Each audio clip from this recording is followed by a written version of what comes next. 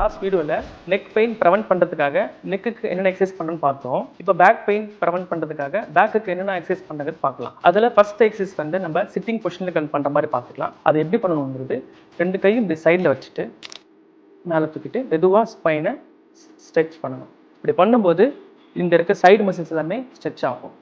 அதே மாதிரி இந்த சைடு டர்ன் பண்ணிக்கும். ஆப்போசிட் சைட்லையும் பண்ணிட்டீங்கன்னா சைடு மசில்ஸ் எல்லாமே உங்களுக்கு ஸ்ட்ரெச் ஆகிடும். இது சிட்டிங் பொசிஷன் நீங்கள் பண்ணிக்கலாம்.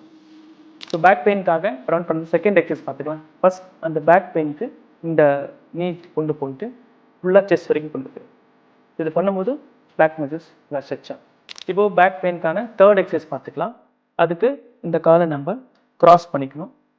இந்த கை கேப் விட்டுட்டு இந்த கை மூலமாக ஃபுல் ஸ்ட்ரெச் பண்ணும்போது இது இரிட்டேட்டிங் பெயின் வராமல் ப்ரிவென்ட் பண்ணுறதுக்காக ஒரு சில எக்ஸசைஸ் செய்வோம்.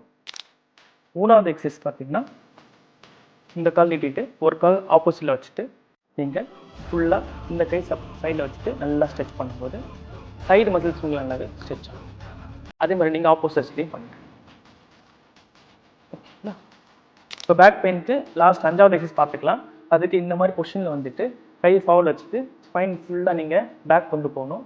அப்போ இது பண்ணும்போது அப்பர் பேக் லோவர் பேக் எல்லாமே கம்ப்ளீட்டாக உங்களுக்கு ஸ்ட்ரெச் ஆகிடும். இப்போ பார்த்தது பேக் பெயின் ப்ரிவென்ஷனுக்கான ஒரு சில எக்ஸசைஸ் தான். சிவியரான பேக் பெயினுக்கு நீங்கள் ஆர்த்தோ டாக்டர் பார்த்து ரொம்ப நல்லது. ஸோ இந்த மாதிரி பேக் பெயினால சஃபர் ஆகிற உங்கள் ஃப்ரெண்ட்ஸ் அண்ட் ஃபேமிலி மெம்பருக்கு இந்த வீடியோ ஷேர்